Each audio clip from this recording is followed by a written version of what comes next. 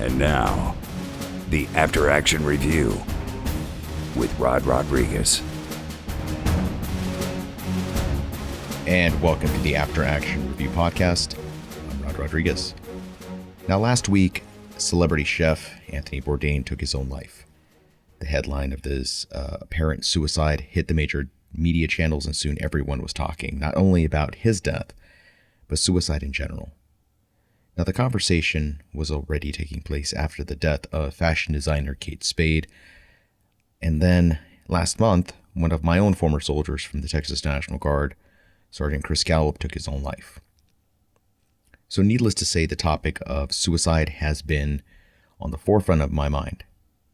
And I figured that maybe the veteran community would be able to use those high-profile suicides to also bring to light what veterans like Sergeant Gallup might have been facing, to raise the issue of mental health, depression, and in the case of Bourdain, a lifelong battle with substance abuse. Instead, my own social media channels were filled with memes with a picture of Bourdain or Spade above one of those soldiers in a mirror pics, the one with they have a gun to their head. The message in the meme is, celebrity dies, everyone loses their mind. A soldier dies, no one bats an eye. So first of all, it's a terrible rip in the Batman movies. Second, some veterans managed to turn suicide into a dick measuring contest with the public. That didn't bring awareness or help. Those images just seem petty and argumentative. The whole idea that no one cares about veterans killing themselves is absurd. People know and people care. But the problem is no one is quite sure how to deal with it. Suicide is a topic that's hard to talk about in general. So when the opportunity arose to talk about it, I didn't see very many veterans willing to do just that, to talk about the similarities between Bourdain and their own brothers and sisters that are suffering in silence. Their occupations are irrelevant. Chef, soldier, doesn't matter. Depression doesn't care what your job is. And substance abuse, something many in our own veteran community suffer from, is also at the center of suicide. So why does a celebrity chef's death matter? Well, because he's famous. That's why. Service members don't join to become celebrities. They don't join the military to become famous. They usually live their lives quietly, away from the limelight. We pride ourselves on phrases, on standards of living, on ethics based on the quiet professional. That's why so many deaths can happen. And although our loved ones and friends are affected, the general population doesn't hear about it because they don't want to be famous and they're not in positions to be famous. That is how veterans live. That's how service members live. Bourdain was famous. He was on television all the time. He made a career of being in the spotlight, talking about travel, culture, food, and often his personal struggles. So yeah, famous guy committing suicide isn't an attack on veterans. And the public caring that he died isn't the same as not caring about veteran suicide. We should have used this opportunity to talk about how Bourdain's struggle with depression isn't unique, how too many Americans, veterans and civilians, are hurting with little to no way out. That it doesn't matter how much money you have, how many friends you have on Facebook, or the medals on your chest. Depression is real, and it will literally suck the life out of you. So before you share that meme and tell the world they don't give a shit about veteran deaths, consider for a moment whether you're actually helping, whether you're actually starting a dialogue, or if you're just appealing to that, yeah, fuck those guys sentiment. Either way, folks, do a buddy check. Stay safe. And if you need help, you're not alone. I'll be putting a number in the show notes for anyone to reach out, for someone to talk to. Or just send me a direct message on Facebook and let's talk. Do not commit suicide. All right, so my guest today and I, we met at a Starbucks to do the recording for this episode. And I want to apologize ahead of time for the sound of a coffee grinder that kept going off in the background. Annoying, to say the least. But what was really annoying was waiting in line for a cup of coffee that just didn't hit the spot. Maybe it's the fact that it's mass-produced like a coffee assembly line, or that the barista had to ask me 4 times what my name is. It's Rod, not Rob or Ron, and definitely not Bob. It's Rod, R-O-D. That's why I prefer to get my coffee from the Seabag Locker Coffee. As fast as 4 days from roast to your cup, fresh coffee delivered to your doorstep. Their new roast, Defenders of Freedom, is my family's new favorite. Go to www.theseabaglocker.com. Use promo code AAR. Get 10% off your purchase. That's theseabaglocker.com. Use promo code AAR. Get 10% off your purchase. My guest for this episode is Tom Smoot. He's a former Army Civil Affairs non-commissioned officer turned electrical engineer. He's also been battling PTSD and was inspired from his own struggles to create a program of alternative therapy. By sharing his love of engineering with other veterans, he hopes to help them to engage in new hobbies or to find a new career in engineering. He's a Bunker Labs guy and aspiring CEO. Ladies and gentlemen, Tom Smoot. Hi, my name is Tom Smoot. I was in the Army for about 12 years. That encompassed a lot of reserve and active duty time. I was actually a reservist on 9/11, and most of my career was spent in civil affairs. I don't know if you know much about civil affairs. It was a very well kept secret until after 9/11, and for good reason. There were only about 200 of us on active duty on 9/11. Afterwards, there was a big realization that was clearly not enough. Yeah. So we struggled to stand up a few extra units at Fort Bragg and add a few more guys to active duty. So even when I wasn't overseas in Iraq, me and a lot of guys like me were off busy training people, showing people, hey, you're about to go overseas. Here's what you should and shouldn't do. Right. Yeah, it was very fun. And but before that, I kind of worked in a very odd special chemical reconnaissance unit. Yeah. Okay. We used to hunt for weapons of mass destruction. Wow. The Army disbanded that unit in about 2000. They said, when are we ever going to do that? Yeah. Kind of funny. So I spent some time in Iraq looking around at weapons. Yeah. Very cool. And what are you doing now? Right now? I'm a research assistant in a hospital during the day. Mm-hmm. But this last year led me to co-found a nonprofit called the Lift and Shift Foundation. So tell me more about Lift and Shift. Sure. That's great. That's what I'd love to do. Our whole goal is really to improve the lives of veterans, especially the veterans who've been wounded and hurt. The idea is to build competence that they may be lacking in and build some problem-solving skills. The traditional route, when you get out, you want to transition, you want to find a job, you want to do these other things.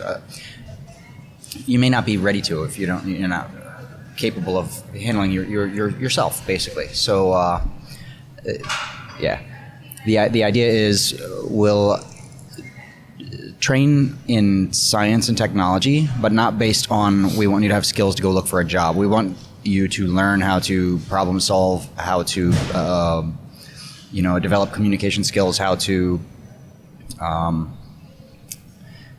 basically how to take care of yourself. A lot of these things I applied when I came back. I left the Army with post-traumatic stress. I went back to school.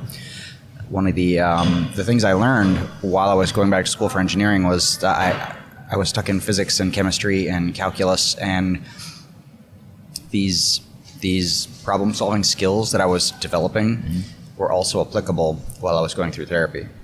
And it was noticed. I had a couple doctors point out the fact that I've been able to step back from the problems that I'm encountering in therapy and take a different approach to it. And a lot of that I would actually attribute to my first year of mechanical engineering. A lot of statics and dynamics, sometimes they just throw 80 variables at you in a word problem, and you just kind of have to weed out what matters and what doesn't and come up with a way to figure it out. How does this apply to the veterans that Lift and Shift is trying to assist? That's an excellent question. it's going to apply to a lot of guys. If you come home missing a finger or toe, all of a sudden you're not pulling a trigger anymore. When you all of us leave, there's that doubt, there's that question. I'm really good at what I do now, but I'm about to go over there and wear a suit or a jacket, and I don't know if I can do that. Especially now that I'm different than I was when I was pulling a trigger. Whether it's post-traumatic stress or amputee or any of those things, it affects you psychologically, and it can take a toll on not just a regular transition. I mean, if you PCS, if you're going somewhere else, you can still walk in as the alpha male and get your bearings and figure out who's who and all the fun stuff that comes along with military life. But when you leave, you're leaving that environment, that there's a certain sense of safety and comfort in the fact that we're all in the same fight. You're now out in another world, and sometimes that can be a challenge, and you might need a little extra confidence. You might not think you can do it. I know I didn't when I was working through post-traumatic stress. So it sounds like you're really kind of bringing in the life skills portion and incorporating that into re-imaging a person's identity. Because it sounds like when you come back, there's always that identity crisis. So you're bringing these two concepts together. A little bit, yeah. I mean, you're kind of dead on. We have an identity as soldiers, sailors, Marines, and things, and all of a sudden you're not. I still call myself a soldier, and I mean, it's funny. I've been out of the Army for years. People still hear me say that, and I catch myself now, and it's like, no, I guess I'm not a soldier anymore, but I was. But do you ever really stop being a soldier? I mean, I think that's you look at the Marine Corps, they always once a Marine, always a Marine. And in the Army, we seem to not have that philosophy, but we live that philosophy. Yeah, definitely, without a doubt. All the time, yeah. And that identity, I mean, sometimes that alone is a big struggle for guys and ladies too. You go and you're part of that club, that organization. When I joined the Army, my first commander said it's the world's largest organized gang, and has kind of stuck with me for a few years. It's really funny. It really is kind of that way because we're all wearing the same colors. We're all we're all doing the same thing. We understand where we fit on the pecking order. So there is this new identity that millions of us are coming to terms with, and that is the term veteran and what that means. How does Lift and Shift view the identity of a veteran as opposed to the soldier or the active duty person or veteran or reservist that they were before? Okay, that's a good question. There is no identity. And I think that's part of the great point is. Right. My co-founders and I, we all believe that everybody's different. And what you find interesting and passionate, I might not. And when we were working on how we were going to present this program and how we were going to tailor it individually, the idea always was that we don't want to turn into like a brick and mortar type school where you have a syllabus and you're going to complete these milestones and this is how it's going to go, and then eventually maybe we'll push you to a certain career path or something formal. The idea is that excuse me, while you're helping yourself and you're developing projects based on science or technology, whether it's controlling a robot with a computer or whatever the case may be, you'll find that part of STEM, of science and engineering and technology that you really are passionate about, because it's such a big field. When I first started in engineering, I stuck with mechanical, and that's because I didn't know which branch to go. I kind of, being in New York, I see a lot of lawyers, and I imagine it's the same way with lawyers and doctors. You can specialize in so many different things that it's a little daunting on its own. Whether it's lawyers have to struggle with, I want to be a real estate law or, represent an agent's type thing, or whether doctors are going to study hearts or feet.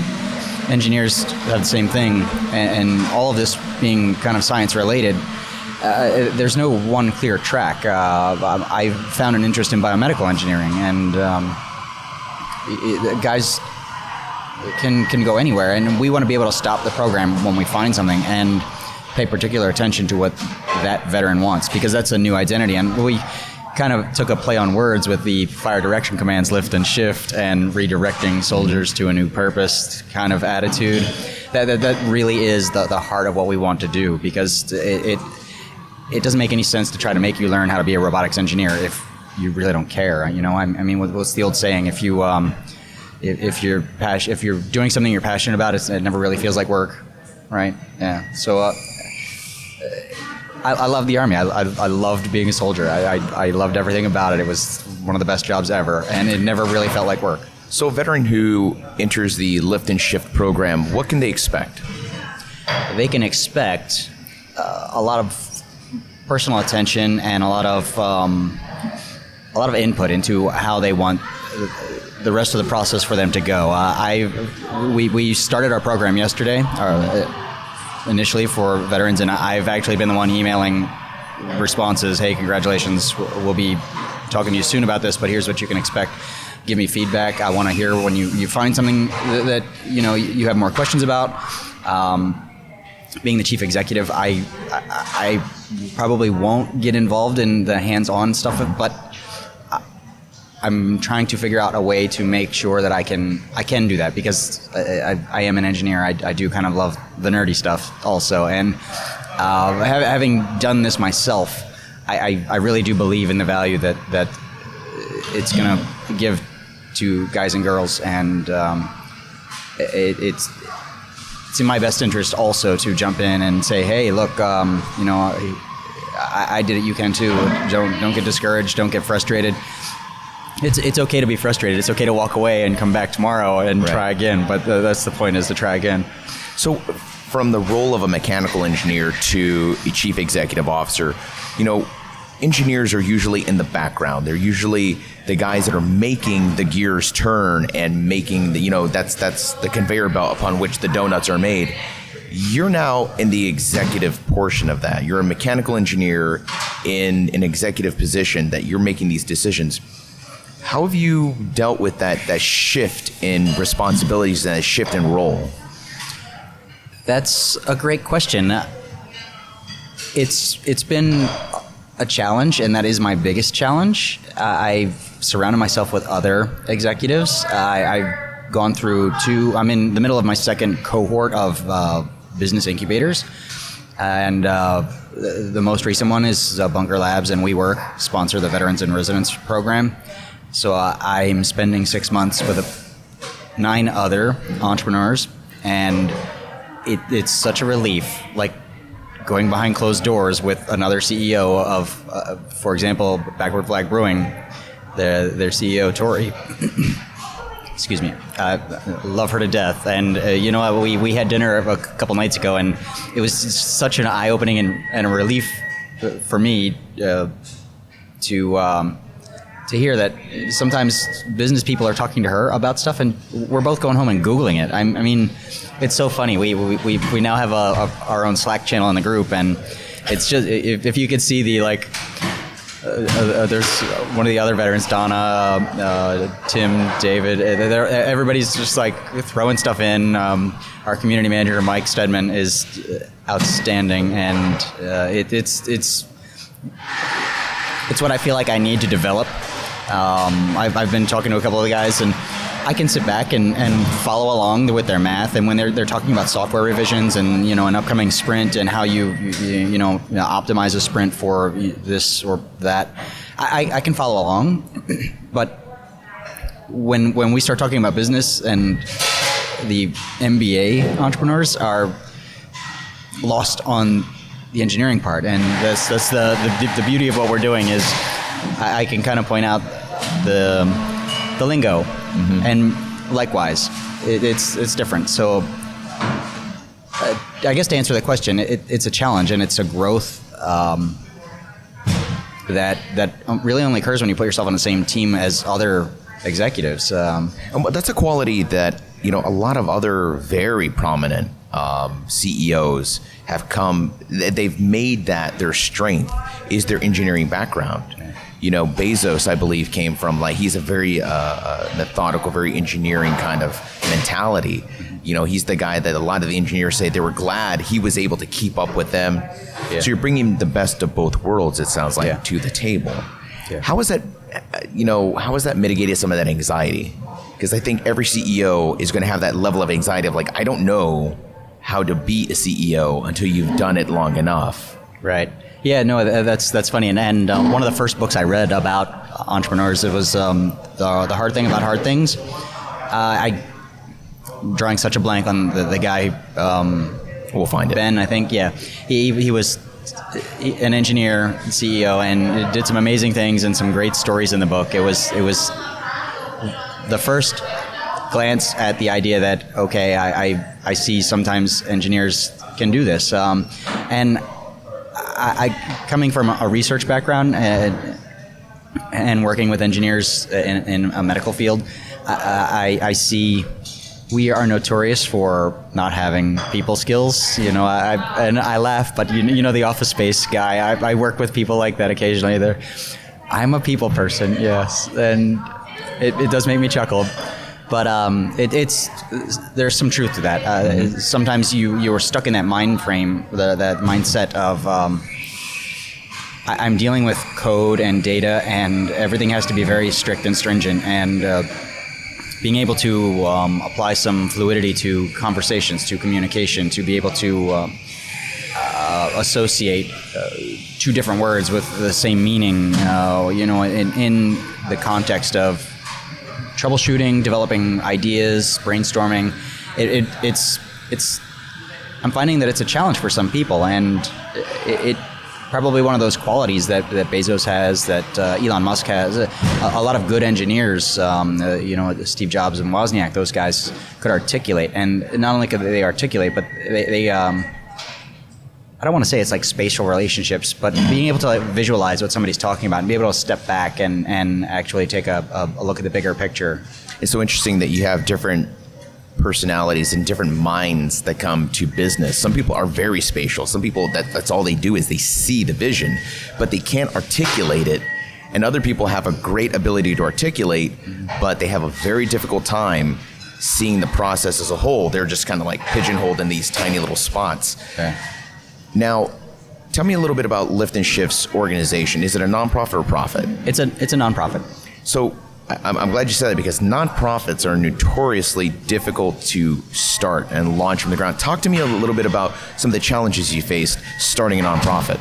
The IRS. Oh, those three letters of doom. That's we could spend the rest of the day talking about that. I'm not. I don't want to say anything bad in case they're listening, or in case the NSA is listening for them. Us. Yeah. Just hurry up. That's funny, because I have a friend of mine who's starting a nonprofit right now, and he's super excited. He was like, "We did everything. We're ready to go to the IRS." And I was like, "Brother, you can stop the enthusiasm right there." Exactly. But it's so different, because I've seen nonprofits get their 501c3s approved 4 weeks. Yeah. I've seen it approved 4 months. Yep. I've seen it approved in a year. Yeah. I'm not sure how does that work? I don't know either. I'm actually, now that we're in that waiting process now, I'm dying to know how that actually works. The beauty about it is that from a legal standpoint, once you incorporate, actually, as long as you file the paperwork within 27 months, the date of being able to accept donations as tax deductible is retroactive. Right. So, for example, we incorporated in August. So even if they don't approve this until next August, you're still good. Right. Anybody who donated would be able to go back and collect, do their taxes appropriately to adjust for the new status. Mm-hmm. But it's frustrating. It is. It's frustrating to have to tell people it's pending.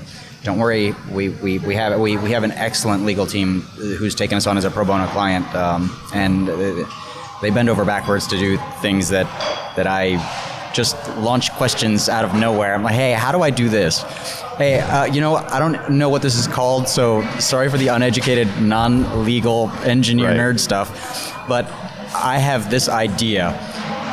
What paperwork do I need to make it more than an idea? And they're so funny, because I know there's like 18 emails behind the scenes, and I just get the one. We've done this, and we'll get back to you when we figure it out. And it's so hard to explain to people the process. Like, I am a nonprofit. I'm in the process. Mm-hmm. And the minute they hear that, well, what if you don't get it? Right. Calm down. It's going to work. It's whatever. Was there ever a discussion about going profit? Was there ever an alternative route to that? Yes. Early on, and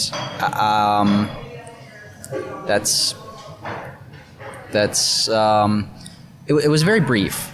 I think there were two different trains of thought. Mm-hmm. The idea that the for-profit route would cause us to pause and develop a more business-minded structure, and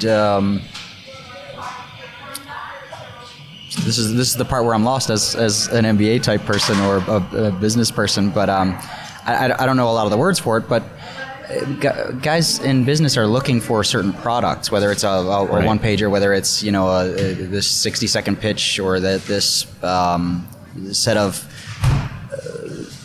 whatever you're looking for 5 years from now, all that nerd stuff about business.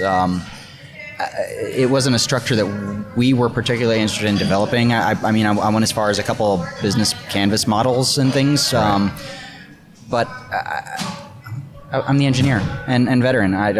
We all decided that we wanted to help veterans, was not really focus on building a business. It wasn't until we jumped into a few incubators that we realized philanthropy is a very big business. It can be. Yeah.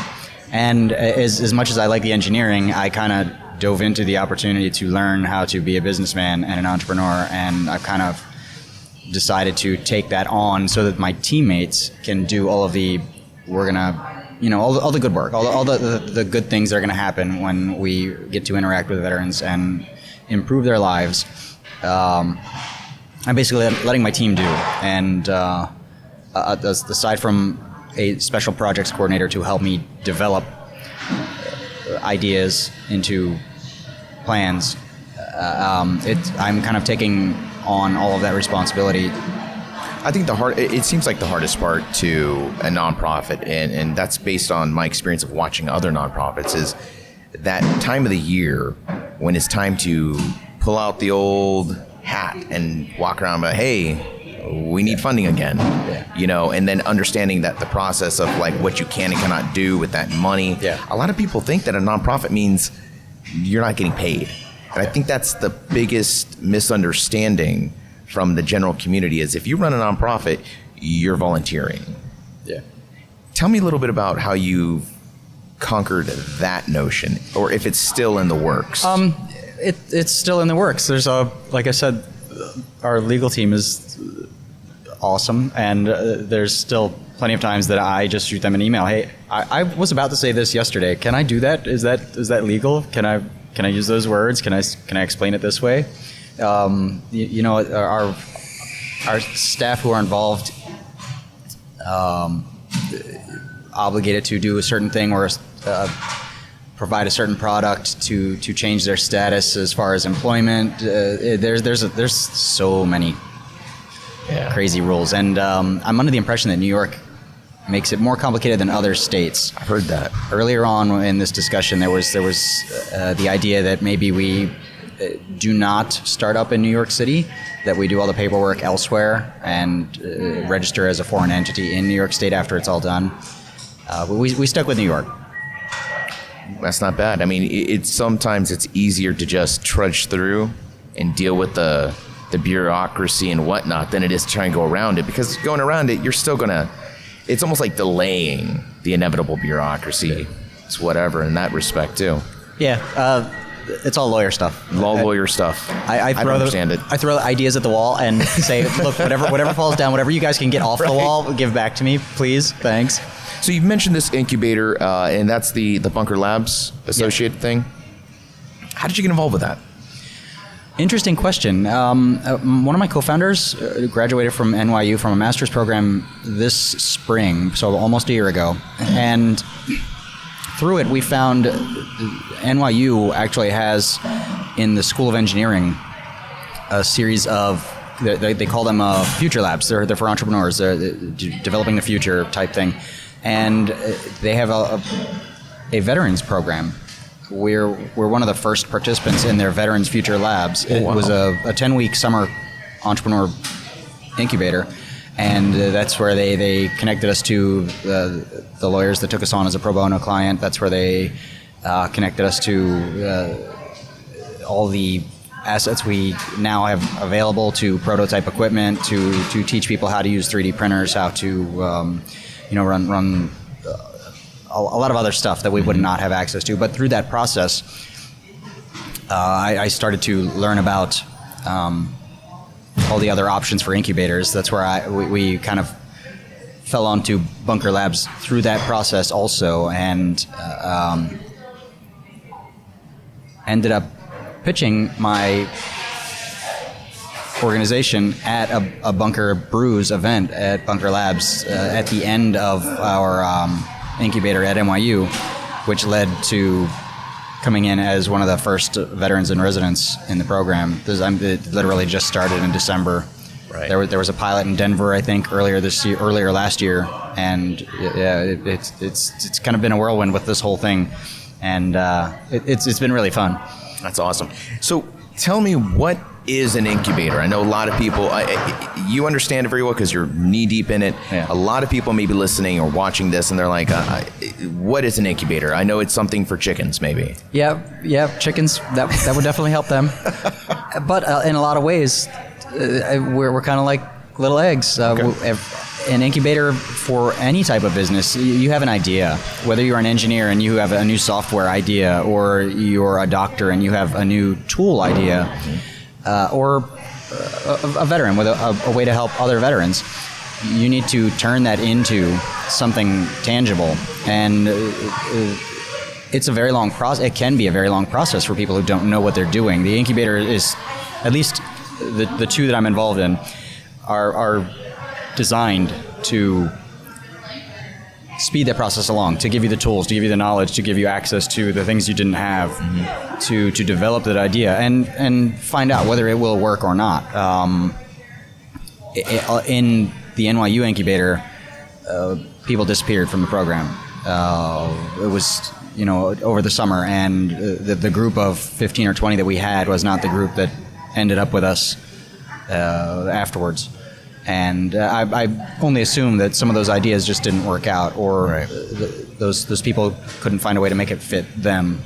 And that's always interesting. I pay attention to people a lot, so I'm more interested in the group as a whole, and not just what I'm doing. But the incubator in general, just designed to give you the tools and help you find out whether it's going to work. And I feel like from a business standpoint at the other end, it's a good way for people to get their hands on new investments, which is what I see a lot now. And I'm realizing it's smart from a big business perspective that, here's a new and upcoming product. People are watching. Yeah. People are watching. Yeah. And this is an interesting dynamic for you being an engineer, because this is putting you in the background. This is an incubation period. You're out there with a lot of other companies. Like you said, you're watching the group. Yeah.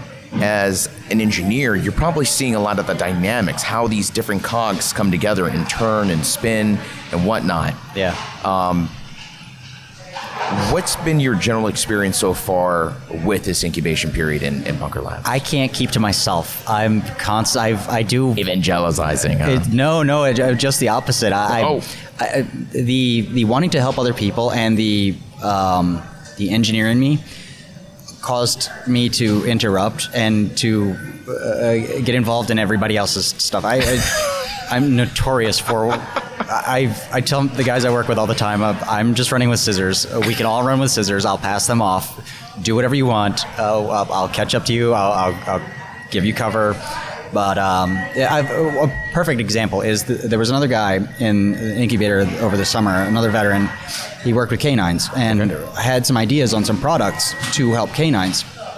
So while we're in this incubator, and there's this super entrepreneur speaking about something that I didn't care about at the time because I was so distracted by the dogs. And I'm sketching his product in a bunch of different models, and like a little kid in school, I'm passing him notes. I'm like, here, have you thought about this? Have you thought about that? And it's just, it's how I do things, and it's a gift and a curse. But you're a problem solver. You see a problem and you want to solve it. Try to problem solve it. Yeah. Okay, you're trying to problem solve. I mean, I'd rather have somebody trying to problem solve than somebody who's just going to sit and pet the dog. But again, dogs always steal the show. I don't blame you. I was at a Veterans Award about a week ago, and I got embarrassingly excited when they brought the dog on stage. Who doesn't, right? Right? I'm like, give this dog an award. I don't even care what he does. Give that dog an award. It's a good boy, good dog. That's really cool. So like any after-action review, we always talk about what went right, what went wrong, what can we do better at. Love it. So what was your intent starting this? Well, the intent to start really has always been to give everybody who serves, everybody who puts their life on the line so that we can sit here and do the things we're doing, to have this discussion, to enjoy a cold brew coffee, and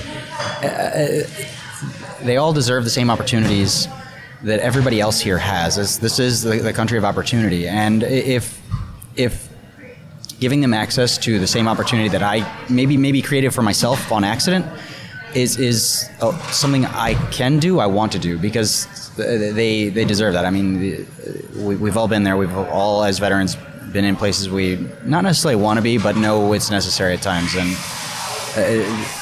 they just deserve that support, I think. And yeah. So, not necessarily what's gone wrong. I'm sure things have gone wrong, but I kind of want to rephrase that into challenges. Yeah. What are some challenges that you face that might have derailed you? That's a good question, and most of this part of an AAR that I've always participated in is the part where everybody gets quiet because nobody wants to ruffle feathers. Nobody wants to do that. Yeah, I mean, yeah, you've been there too, and it's always like, you, Ted, you messed this up for everybody. Why'd you kick that door in like that? Just for the record, this is the hardest part of any interview. That's awesome. Is the what went wrong part, because you're CEOs, you're in your business. Nobody wants to talk about like, well, this one time everything almost caught on fire. Yeah.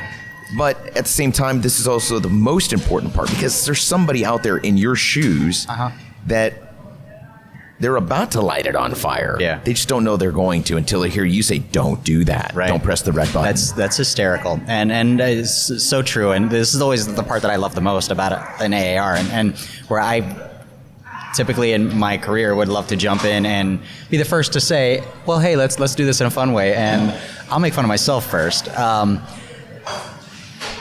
I usually tone it down a lot. I've been intimidating and aggressive, and as a staff sergeant in the Army, that's the role you play. So I would have to say I kind of enjoy the let's poke some fun at me first, and I kind of brought that into what I was doing here. And it's a challenge when somebody, all of a sudden you realize in the absence of orders you will take charge as a non-commissioned officer. I did that. I jumped in and I saw all of this void, and on my part, I got fairly aggressive, and not so much aggressive with people, although I probably did rub my co-founders the wrong way occasionally. But aggressive in timelines, aggressive in plans, aggressive in, well, this IRS thing, this should only take a couple months, right? Aggressive in everything except for asking for help, which we're also notorious for as soldiers. Very true. But those are probably the things that could have gone better. Identifying that I can't do everything on my own. Identifying that there are other people involved, and I feel like that's important in a nonprofit. And one of the very good sticking points that everybody's going to come across is you need a group to start a nonprofit. It's not like any other enterprise where you can be the sole proprietor. So the group, the board, everybody has to agree on the direction or on the plan. And sometimes articulating the ideas, like we said earlier, are a challenge. Not everybody can conceptualize that picture. And there's some preparation probably to be done for other people doing this on internal communication. I love the public messaging. I love the branding, marketing type stuff. It's very close to parts of my old job in civil affairs. Mm-hmm. But taking the step back and realizing I need actually like a slideshow to give my team, and I need to be able to visualize. I need to be able to draw pictures. I need to be able to draw flowcharts and all this other stuff to explain how the process should work. It was something I overlooked initially because my frame of thought was we're starting small. We're starting so small that we don't need that big structure. Right. And along the same lines, we knew this is a challenge for the VA. The VA is so bureaucratic and such a big organization, and the Army too. For them, guys can slip through the cracks everywhere. That was something we always wanted to avoid, and I think I kind of put the blinders on and was like, I don't want to build up a lot of stuff, unnecessary communication, but it's kind of a necessary part, and there's a fine line between too little and too much. Do you find yourself looking at some of this bureaucracy and hating the fact that you understand it now?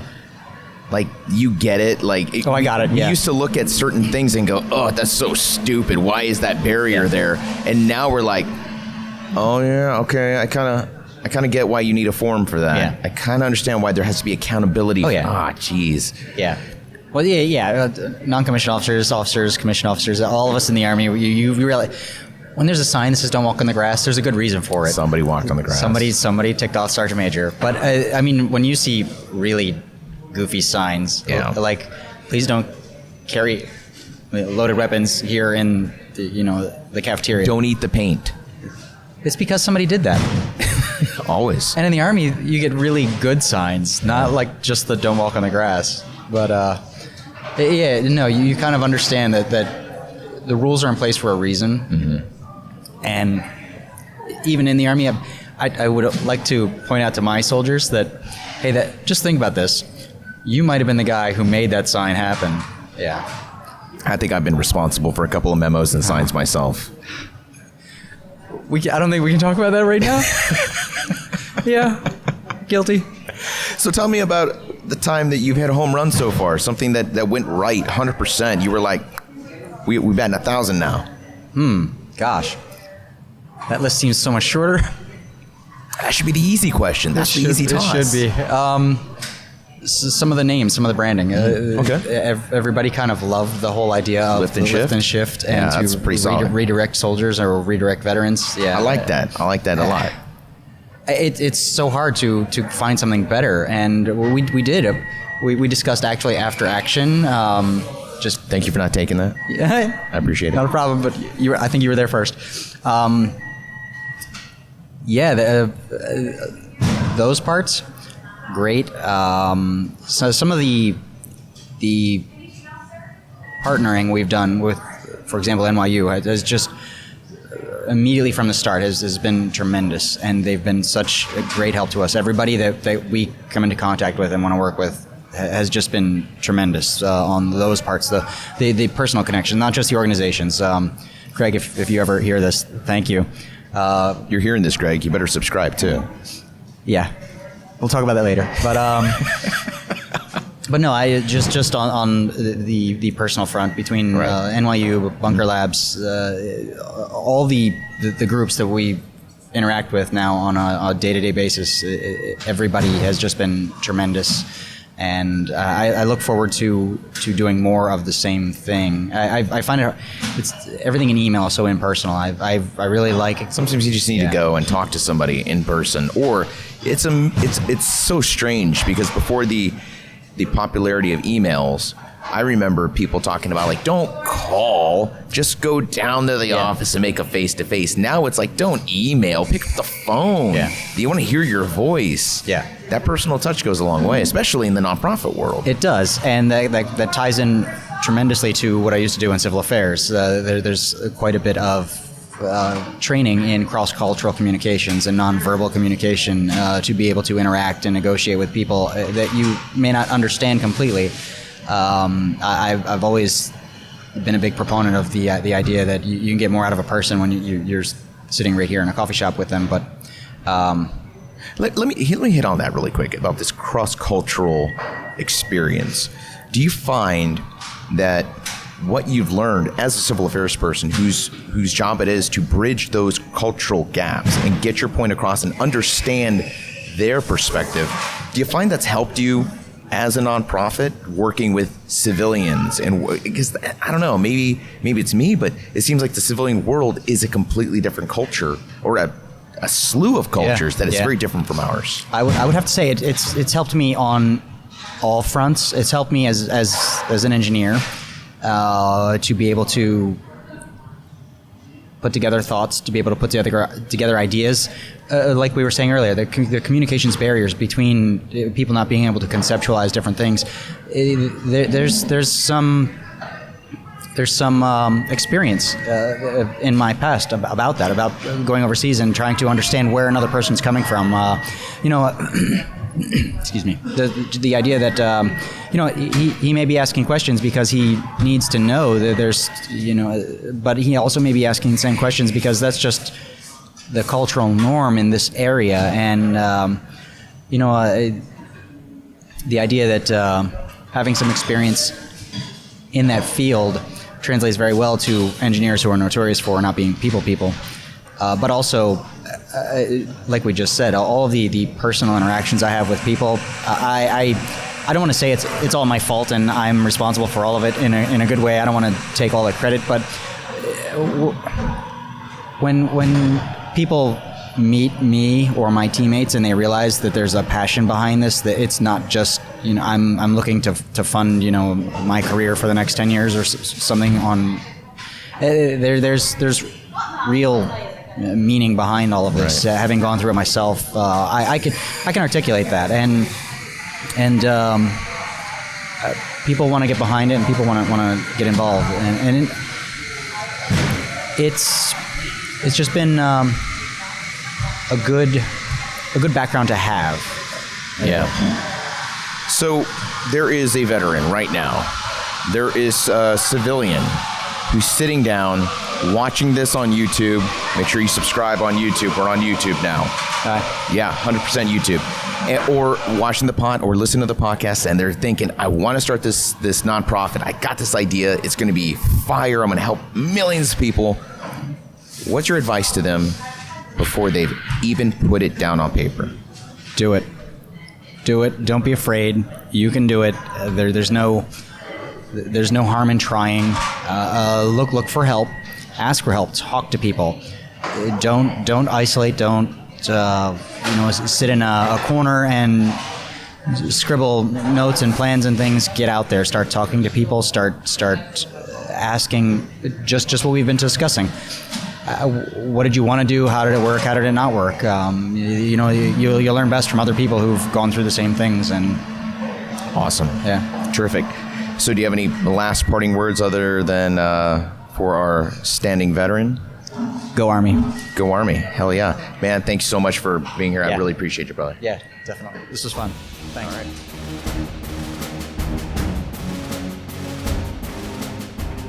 That was Tom Smoot. Thanks for hanging in there with the sound of a crappy Starbucks in the background. If you want to learn more about the Lift and Shift Foundation, go to weliftandshift.org. And don't forget to like and follow them on Facebook at We Lift and Shift. Folks, we chose Starbucks because we both enjoy a cup of coffee over conversation. But if we'd had a Java can, we could have met anywhere from a cafe to a mountaintop. The Java can is an all-in-one ruggedized coffee brewing system designed by a Green Beret to help you brew a fresh cup of coffee anywhere life takes you. Go to thejavacan.com, use promo code AAR, and get 10% off your purchase. Thejavacan.com, use promo code AAR to get 10% off your purchase. Live life charged. And if you're brewing up a cup of coffee, be sure you're brewing up some Seabag Locker coffee. Roast a cup in 4 days. Seabaglocker.com. Use promo code AAR. Get 10% off your purchase. Seabaglocker.com. Use promo code AAR and get 10% off your purchase.